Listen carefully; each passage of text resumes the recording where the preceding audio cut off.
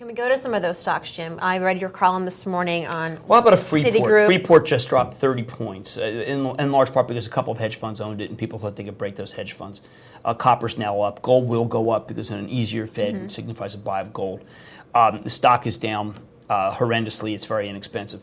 I've also been talking about New York Stock Exchange. Now, let me just make the point here. This is a hated stock. And when I was down at the Post recently, there were just little short sellers every minute. Every time it lifted, there was a guy selling 300, knocking it down. It's been a heavily shorted stock, and that's been a right bet, frankly, because a broken stock is something that no one wants. People have losses in it, so you figure right between here and the end, it's no good. I suspect the stock will have a battle today between 70 and 71 because the shorts can't let this go up because they got to make it so that those calls that they're short go out worthless. But there's a big fundamental change that happened in the New York Stock Exchange since August. I think if you check the volumes for August, they're going to be equal to the 2 months of the previous. So it's a possibility that the numbers, because the numbers of volumes, all gross margin, are too low.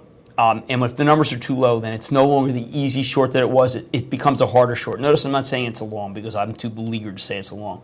But I would say that the September 80 calls at $1 and change seem like interesting insurance to the upside. Finally, home builders. That's an area that's been severely shorted. The only ones that I really have great faith in are Centex and Toll Brothers.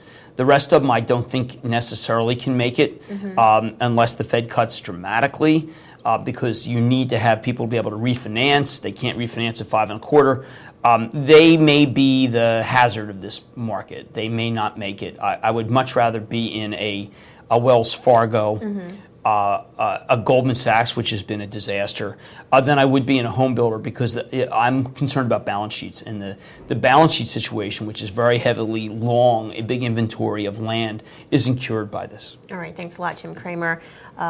A crazy day for the markets. It could have been down 1,000 points. Yeah, I think so. All right, thanks a lot. This is Wall Street Confidential. I'm Farnoosh Torabi. Stay with us.